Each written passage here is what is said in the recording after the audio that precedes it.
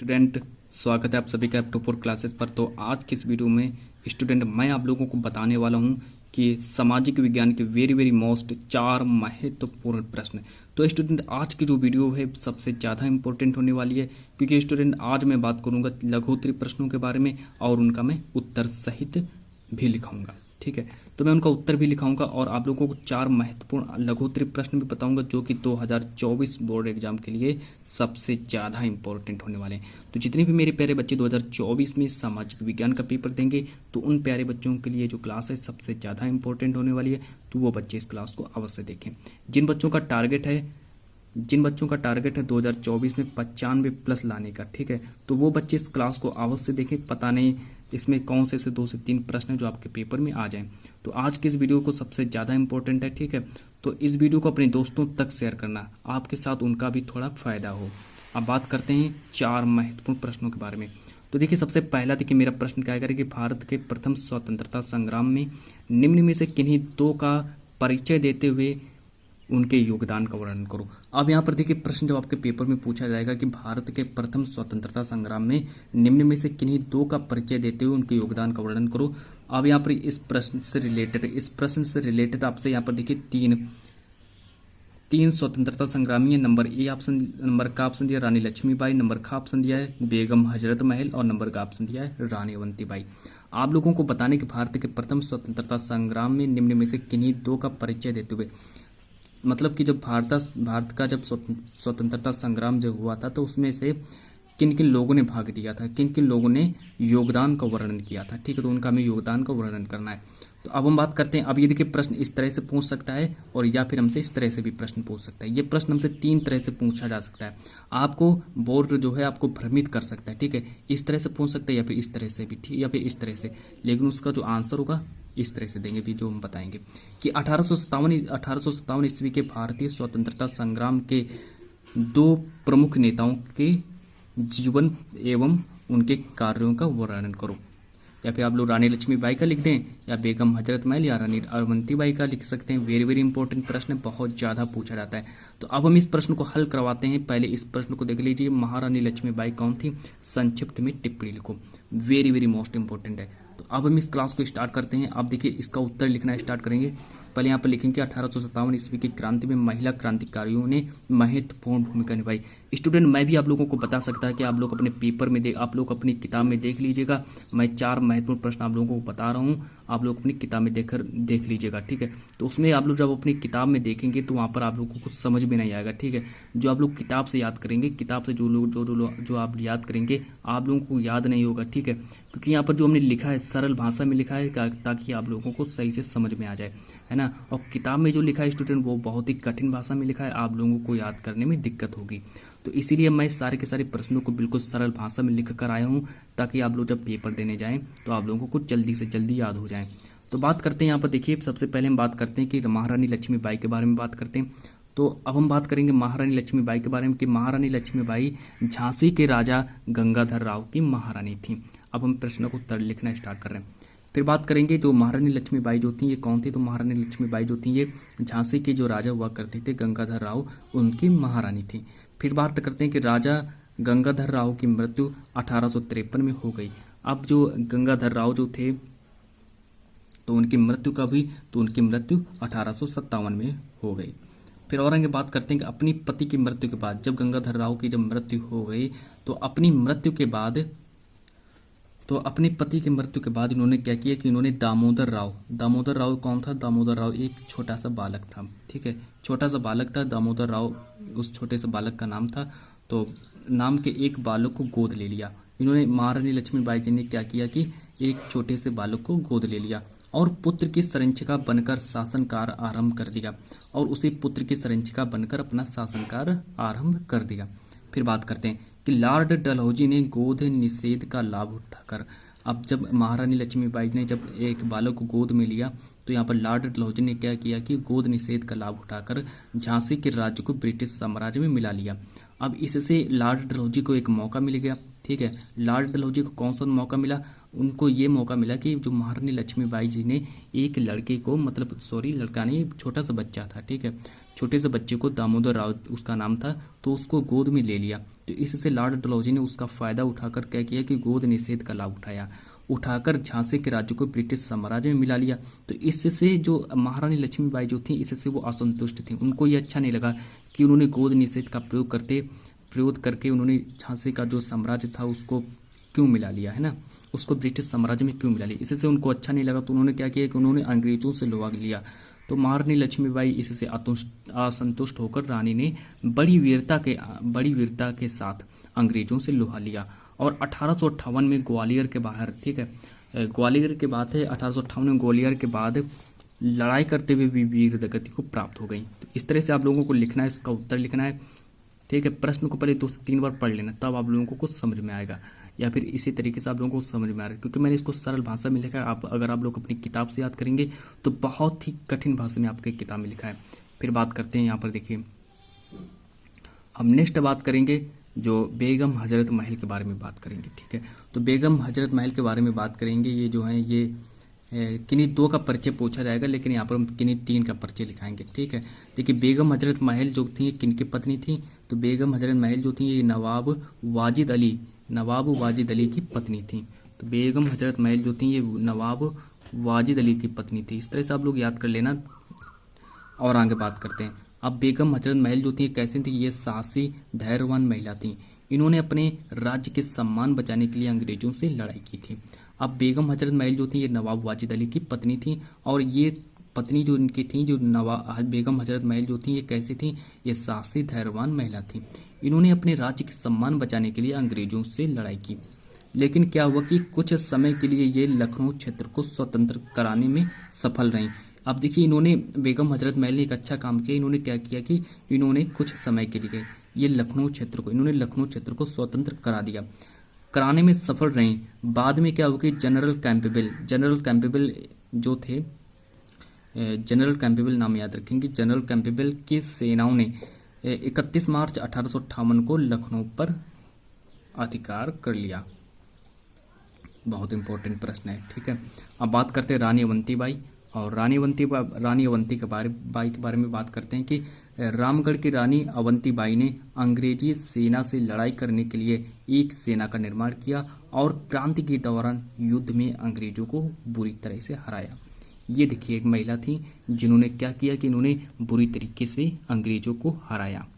बाद में अंग्रेजों की संगठित सेना से लड़ते हुए ये वीरतापूर्वक वीरगति प्राप्त कर गई, इसीलिए इनकी मृत्यु भी हो गई। तो चलिए स्टूडेंट, ये आपका पहला जो प्रश्न था पूर्ण रूप से समाप्त हुआ। पहला प्रश्न आपका पूर्ण रूप से समाप्त हुआ। अब हम स्क्रीन पर लाते अपना दूसरा प्रश्न, और दूसरा प्रश्न अब आप लोगों को सॉल्व करवाते हैं। नेक्स्ट प्रश्न है प्रश्न number 2, very very most important प्रश्न है। आपके पेपर में हो सकता है कि 4 में से स्टूडेंट आपके पेपर में सारे के सारे प्रश्न पूछे जाएंगे, वेरी वेरी इंपॉर्टेंट है, ठीक है। अब बात करते हैं, देखिए भारतीय मिट्टी के संरक्षण हेतु 4 सुझाव दीजिए। भारतीय मिट्टी के संरक्षण हेतु 4 सुझाव देना है। सबसे ज्यादा इंपॉर्टेंट प्रश्न है, बहुत ज्यादा इंपॉर्टेंट प्रश्न है, ठीक है, बहुत ज्यादा प्रश्न इंपॉर्टेंट है। भारतीय मिट्टी के संरक्षण हेतु 4 सुझाव देने, कोई 4 सुझाव देने। तो देखिए भारत में विभिन्न प्रकार के उपजाऊ मिट्टी में फसलें पैदा की जाती हैं और मृदा संरक्षण निम्नलिखित तरीके से किया जाता है। तो मृदा संरक्षण जो निम्न तरीकों से करते हैं। मृदा संरक्षण का देखिए अब बात करते हैं। मृदा संरक्षण का मतलब होता है कि मिट्टी को एक जगह पर स्थिर रखना, मिट्टी को बहने से रोकना, है ना, इसी को समझते हैं, इसी को कहते हैं मृदा संरक्षण। भारतीय मिट्टी के संरक्षण हेतु 4 उपाय बताने। तो पहला उपाय है बांध बनाकर। देखिए नदियों और नालों पर बांध बनाने से पानी का फालतू बहाव कम हो जाता है, इससे मृदा अपरदन कम रुक जाता है। तो मृदा अपरदन को रोकना, ठीक है, इसी को कहते हैं मृदा संरक्षण। मतलब कि जो पानी जो आपका खेत है, जैसा मान लीजिए आपका खेत है, खेत से अगर हम ऊपरी परत को हटा दें, तो आपकी जो फसल है बहुत कम होगी, है ना। और वही जो ऊपरी जो परत होती है बहुत ज़्यादा उपजाऊ होती है, और ऊपरी परत में सबसे ज़्यादा आप लोगों की फसल पैदा होती है ना। तो अब देखिए बांध बनाकर नदियों और नालों पर बांध बनाने से पानी का फालतू बहाव कम हो जाता है, इससे मृदा अपरदन रुक जाता है। फिर बात करते हैं नंबर 2 है आपका वृक्षारोपण। अब बात करते हैं वृक्षारोपण के बारे में। तो पेड़ पौधों की जड़ें मृदा की जड़ों को आपस में जकड़े रखती हैं। अब पेड़ पौधों की जो जड़ें जो होती हैं वो क्या करते हैं कि मृदा की जड़ों को आपस में जकड़े रखती हैं। मृदा संरक्षण के लिए अधिक से अधिक पेड़ लगाने चाहिए।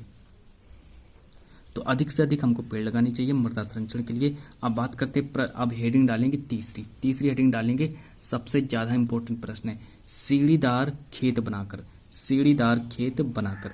तो पर्वतीय प्रदेशों में ऐसा अक्सर होता है, वहाँ पर क्या करते हैं लोग कि सीढ़ी नुमा खेत बनाकर मृदा संरक्षण करते हैं या फिर किया जाता है। अब बात करते हैं पशु चराई रोककर। पशु चरते समय मृदा का अपरदन करते हैं। मृदा संरक्षण के लिए कृषि योग्य भूमि में पशुओं की चराई पर पूर्ण रूप से रोक लगाना चाहिए। तो पशुओं की चराई पर पूर्ण रूप से रोक लगाना चाहिए। तो फाइनली आपका जो सेकंड जो प्रश्न है, इस प्रश्न का मैंने उत्तर लिखा दिया है। सबसे ज्यादा महत्वपूर्ण प्रश्न है, ठीक है।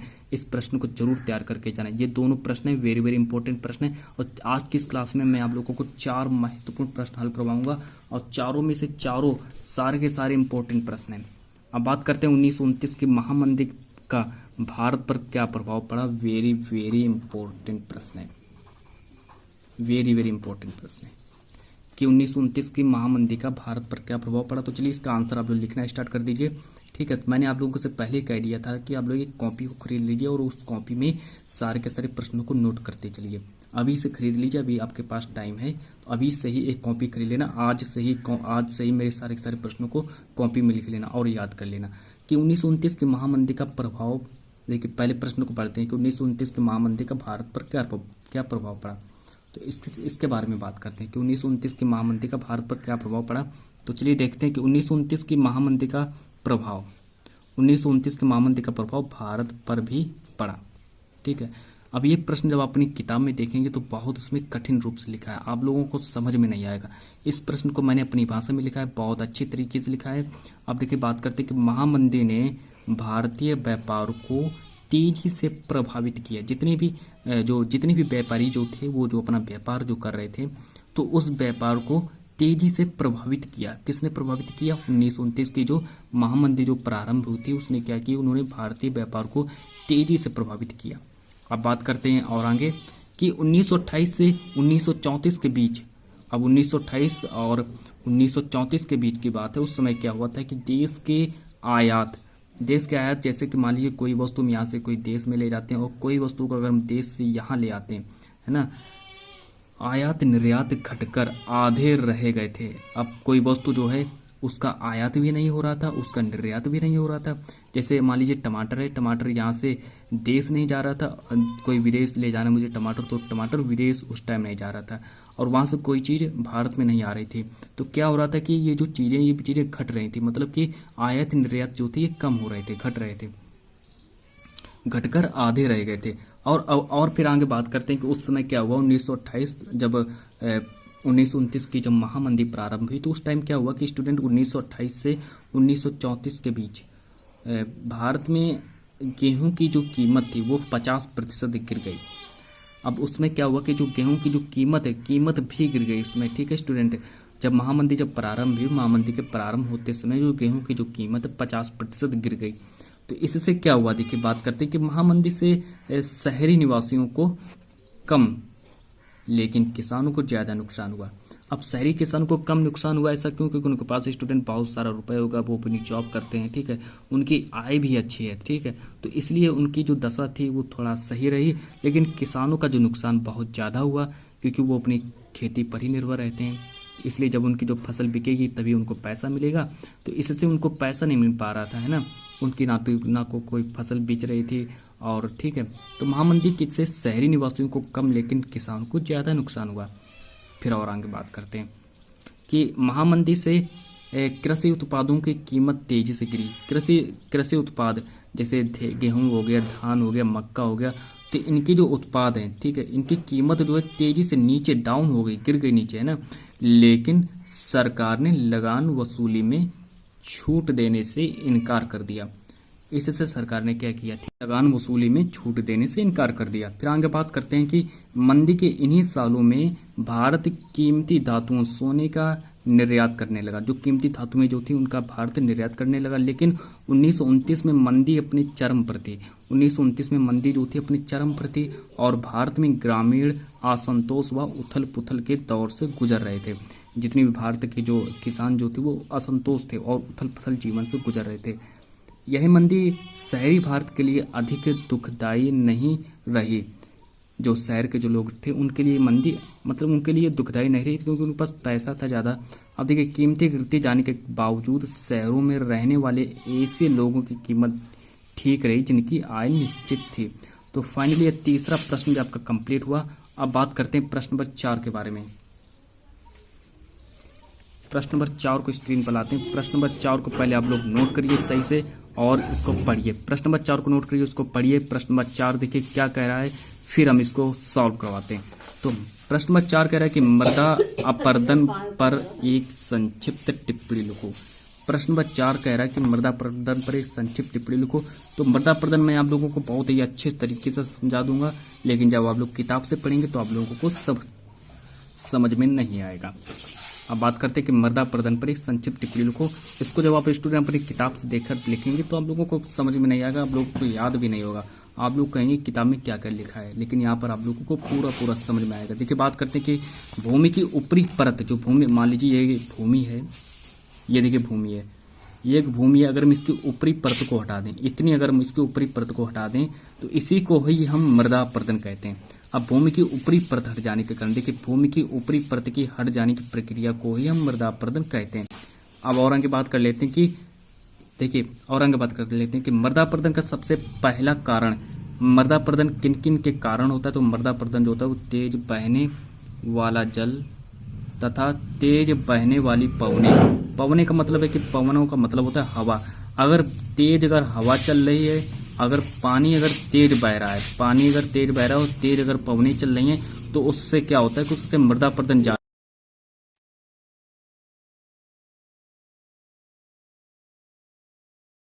तो फाइनली आप लोगों को इतना समझ में आ गया है कि जब तेज पवनें चलती हैं, तेज पानी बहता है तो उससे मृदा अपरदन ज्यादा होता है ना।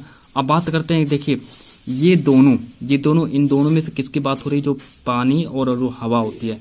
पानी और हवा से ऊपरी उपजाऊ परत को अपने साथ बहाकर, जो हवा जो है और जो पानी जो ये क्या करती है कि ऊपरी परत, मिट्टी की जो भूमि की जो ऊपरी परत होती है इसको अपने साथ बहाकर ले जाती है और भूमि को कृषि के लिए अनुपयोगी बना देती है। जब ऊपर की जब इम्पोर्टेंट जो उपजाऊ जो ऊपर की जो मृदा जो होती है वो जब हट जाती है तो उससे क्या होता है कि जो स्टूडेंट उपजाऊ जो होती है वो कम हो जाती है। कुछ मानवीय कारक भी मृदा अपरदन को बढ़ावा देते हैं। जैसे कुछ मानवीय कारक जो होते हैं वो भी उससे भी मृदा अपरदन होता है। जैसे कि मान लीजिए कि वे अपने भवन निर्माण कार्यों से प्रेरित होकर रोड़ी, बजरी, संगमरमर आदि प्राप्त करने की इच्छा से छोटी बड़ी पहाड़ियों को गहरे गड्ढों में परिवर्तित कर देते हैं। मृदा अपरदन से उपजाऊपन में बड़ा विनाशकारी प्रभाव पड़ता है। अब इसको समझाते हैं, आप लोग लिख लीजिए, ठीक है। कि कुछ मानवीय कारक, मान लीजिए आप लोगों ने क्या किया कि आप लोगों ने एक भवन का निर्माण किया।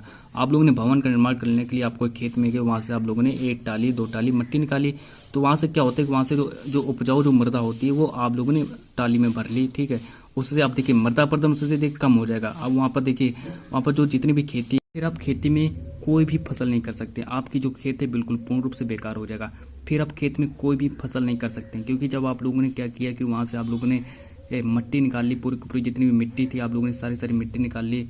और या फिर ऐसा भी हो सकता है अगर आप लोगों ने खेत में अगर रोड़ी, बजरी, संगमरमर अगर आप लोगों ने खेत में डाल दिया है तो उससे भी यहाँ पर फसल नहीं होगी, ठीक है। तो उससे भी फसल नहीं होगी, क्योंकि संगमरमर पर आप कोई भी फसल नहीं उगा सकते, बजरी पर आप कोई भी फसल नहीं उगा सकते, रोड़ी पर भी कोई फसल नहीं उगा सकते। तो इस तरह से देखिए छोटी बड़ी पहाड़ियों को जब आप लोग गहरे गड्ढों में जब आप लोग परिवर्तित कर देते हैं तो वहां से क्या होता है कि वहां से मृदा अपरदन से वहां पर उपजाऊ पर बड़ा विनाशकारी प्रभाव पड़ता है। तो स्टूडेंट बताइए आज की क्लास कैसी लगी और मुझे कमेंट में करके बताइए, ठीक है। तो जब तक के लिए आज की इस क्लास को हम इतना ही रखते हैं और मिलते हैं नेक्स्ट वीडियो में।